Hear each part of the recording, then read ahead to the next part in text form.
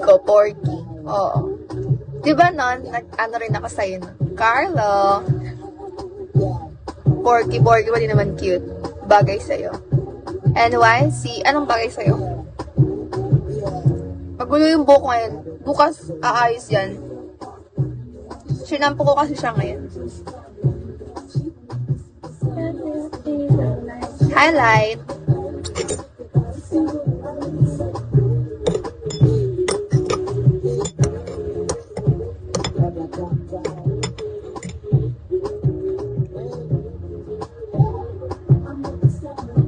Sarap.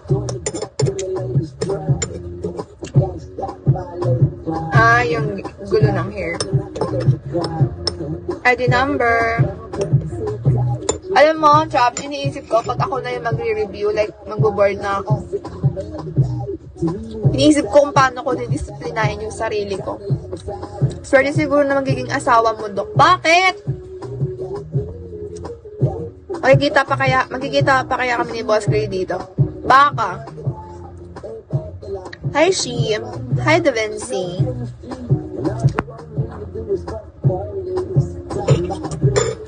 Nahanap ka nun, ano?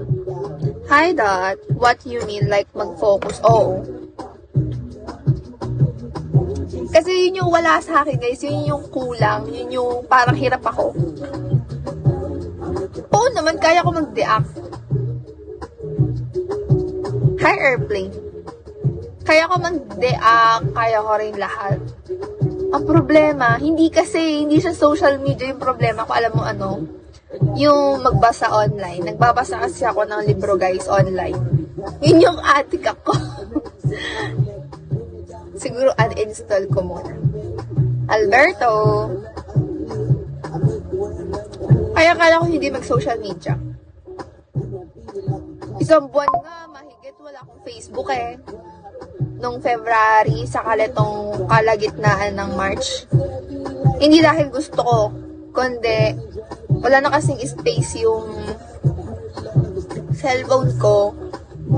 So, So, ang binubura ko lagi, Facebook. Paano ka mag-review?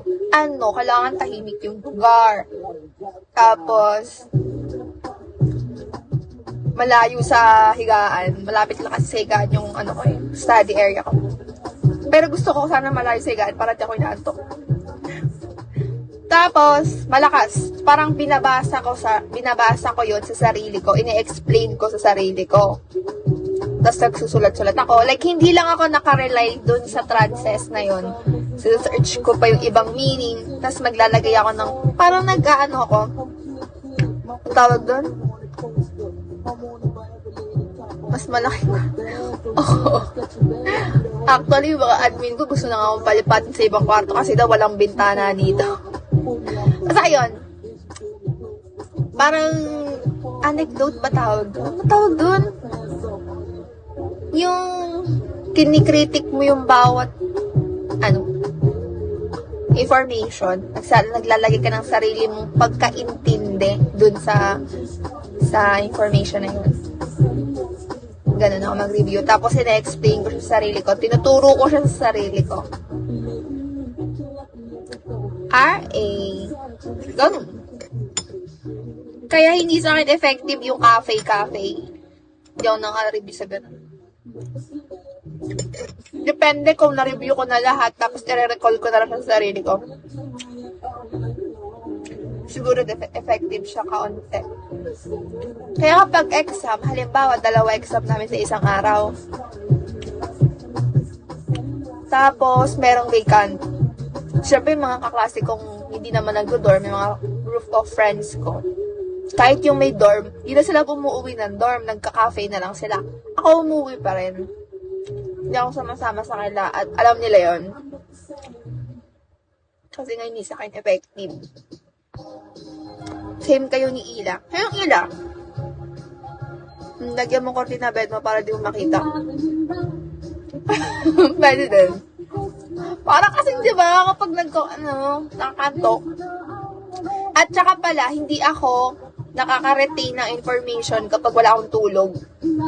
Napapansin ko, kahit onti yung review ko, basta nadaanan ko siya, nabasa ko ng maayos, na seryosong review talaga, kahit isang pasada lang, pag sapat yung tulog ko, mas nakakasagot ako.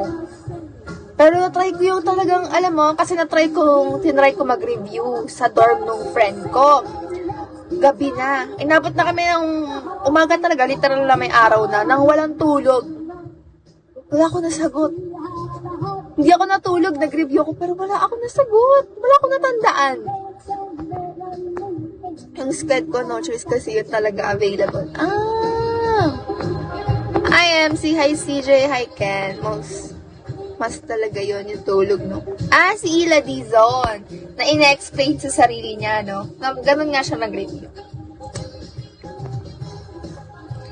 Ayun. Hindi sa akin effective yung madami kayo, tapos nasa isang, room, tapos nag-review. Okay lang, kung okay lang sa kanilang maingay, ako kasi maingay ako mag-review.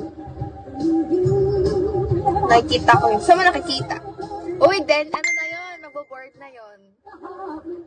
UP siya nag-aaral. Wow! UP Dent. Napakahirap ng UP Dent, guys. Meron akong kaklase galing siyang UP Dent. Dalawa sila. Nag-transfer sila. Sa IG. Watcher.